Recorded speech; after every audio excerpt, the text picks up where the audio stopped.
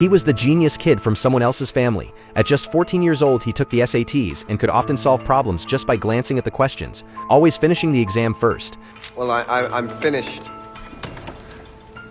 Despite his young age, Luke particularly enjoyed tutoring older girls, but today felt strangely off. While playing basketball, he accidentally tore his jersey. At dinner, when he mentioned he'd be heading to MIT, his excitement was so intense, it literally knocked dishes off the table. Darkness becomes floating up.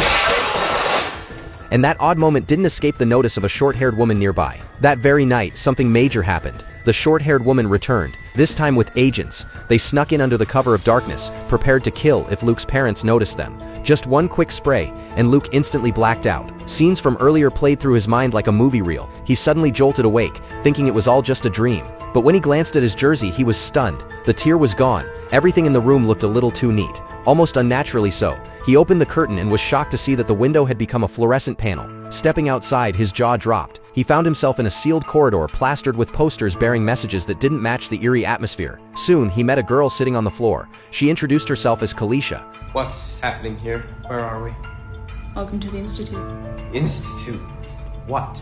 Turns out they were inside a dilapidated building called the Institute, hidden deep within the forests of Maine. To keep people away, the public was told it was an infectious disease lab. Kalisha had clearly been here longer and seemed to know everything about Luke. She even guessed he was a kinetic while she herself was a telepath, which explained how she could read everything about him. They had both been recruited under mysterious circumstances and were completely cut off from the outside world. The institute was run by a woman named Mrs. Sigsby, with all experiments overseen by Dr. Hendricks. Security was handled by Stackhouse, and the short-haired woman Hinton was one of his agents. Luke and Kalisha were in the program's front half. Only after completing it would they move to the unknown back half. After explaining all this, Kalisha suddenly kissed him out of nowhere, only for the moment to be ruined by the abrupt arrival of the security chief. Luke was then brought before Mrs. Sigsby. Despite his age, he showed a remarkable composure and maturity. She told him he would soon participate in a project that could save the world. Here, no one saw him as a child, break the rules, and he'd be punished like any adult. He would undergo numerous injections and tests, and before going home, his memory of this place would be erased.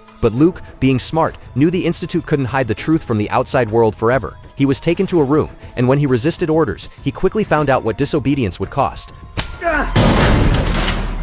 Not wanting to suffer more, he had no choice but to accept the installation of a tracking earring. Soon after, Kalisha enthusiastically took him to dinner. Curious about her telepathy, he asked her to guess what he was thinking. Their chemistry got so intense that his earrings started glowing red. He then met two more companions, Iris, another telepath, and George, a glasses-wearing kinetic. Luke's abilities hadn't yet manifested, so he was still considered a rookie. George could control objects, even manipulating spilled water into different shapes mid-air.